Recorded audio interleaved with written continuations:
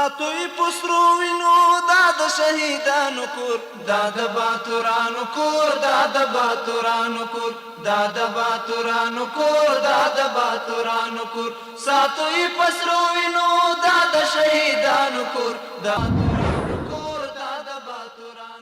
Good evening. Today is Wednesday, December 18, 2024. I'm Suleiman Talash and you are watching RTA News.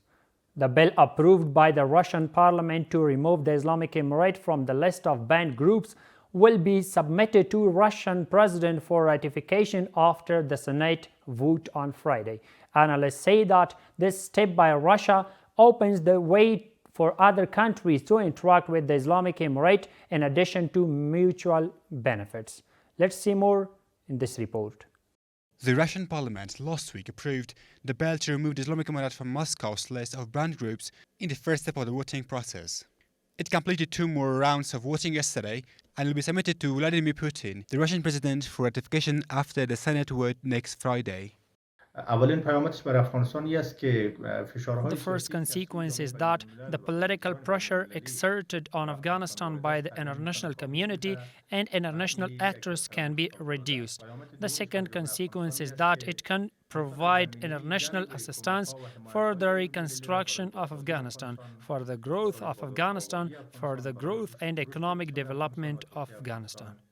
A few days ago, the Islamic Emirate welcomed Russia's recent steps to strengthen relations and also called on other countries to remove obstacles to relations with Islamic Emirate. This will enable to move the relations between Russia and Afghanistan in a positive direction, and it will help in recognition of the Islamic Emirate of Afghanistan in the region and the world. And it will give Afghanistan further progress in political field, and it will help in strengthening economic relations with Russia. This comes at a time when Russia has recently stepped up efforts to develop relations between Kabul and Moscow. A few days ago, a high-ranking delegation from the country visited Kabul, and Dmitry Peskov, Kremlin spokesman, said that Moscow wants strong relations with Islamic Emirate. Shir Muhammad Abbas Tanakzai, Deputy Minister for Political Affairs of the Ministry of Foreign Affairs, participated in the seminar on the role of the media in strengthening the Islamic government and called the role of the media important in strengthening the Islamic government. In this program, Shir Muhammad Abbas Tanakzai called on all domestic media to portray the positive developments of the Islamic Emirate to the world and to fight against the negative propaganda of the biased media. Maulavi Sardar Ahmad Shakib, the ambassador of Afghanistan to Islamabad, met with Dr. Mukhtar Ahmad, the chairman of the Higher Education Commission of Pakistan. The Afghan embassy in Islamabad said that in this meeting, both sides discussed the provision of educational scholarship to Afghan students by Pakistan, study visas, dormitory problems, short-term courses, and the registration of new students. Maulavi Fazl Muhammad Haqqani, the ambassador of the Islamic Emirate in Tehran, met with the ambassador of Nicaragua to Iran. In this meeting, the two sides discussed the expansion of relations between the two countries, the opening of embassies in Kabul and Managua, and bilateral cooperations. Maulavi Muhammad Ali Jan Ahmad, the Deputy Minister for Coordination of Jirgaz and Tribal Affairs of the Ministry of Borders, Tribes and Tribal Affairs, met with tribal leaders of Mohammadaghe district of Logar province. In this meeting, which was attended by dozens of tribal leaders from the district, they presented their problems and difficulties. They requested assistance and cooperation regarding the ownership of agricultural lands in the Shtak district area. The Deputy Minister for Coordination of Jirgaz and Tribal Affairs of the Ministry of Borders, Tribes and Tribal Affairs assured them that their problems would be addressed. He added that they are trying to address the people's problems promptly. Several Turkish investors have expressed their interest in agriculture, construction materials production, and rise in exports from Afghanistan in a meeting with Maulavi Abdullah Zahid, the Deputy Minister of Industry and Commerce, and have requested information about investing in Afghanistan. The Ministry of Industry and Commerce says to attract foreign investment in the country, a special department has been established within the framework of this ministry where foreign investors can obtain information about visas and investments in Afghanistan online. Let's see more in this report.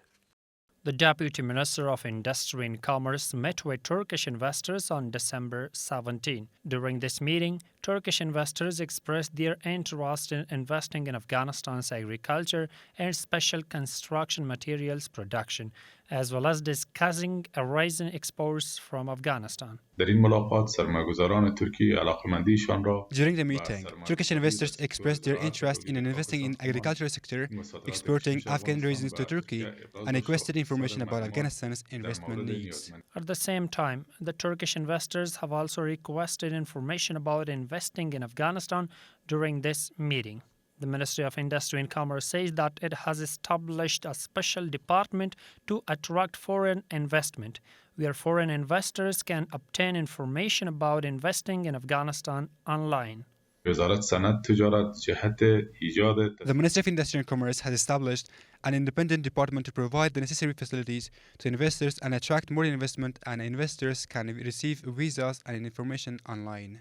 Furthermore, economic analysts consider the investment in Afghanistan's agriculture and industry by Turkish investors a good step, saying that this will strengthen Afghanistan's relations with the region and the world.